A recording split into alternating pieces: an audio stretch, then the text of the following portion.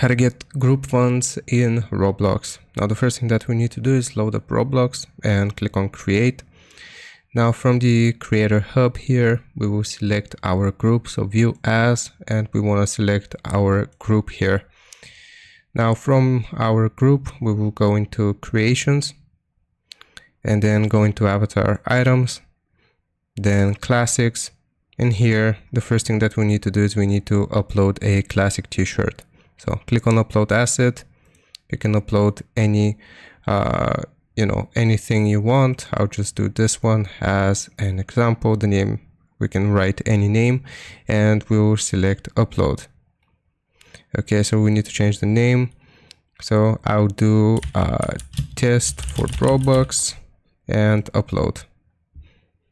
Okay, so now we have uploaded the t-shirt. So test for Roblox. All right. Now, after we have uploaded it, click on the shirt that we just uploaded and toggle this on sale.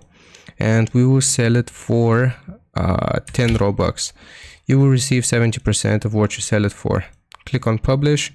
It will cost 10 Robux to put it for sale. All right, so we have just published this and put it for sale. Now what I'm going to do is I'm going to load up Roblox. Okay, I will go into my groups like this, select my group, go into store, and as you can see, we have this one that we just created. So if I left click on it, or if I try to load it up, it's going to show like I already have it in my inventory, item owned, but I'll just delete it from my inventory. Okay. And now I can buy it. So as you can see, I can buy it for 10 Robux. So if I buy now.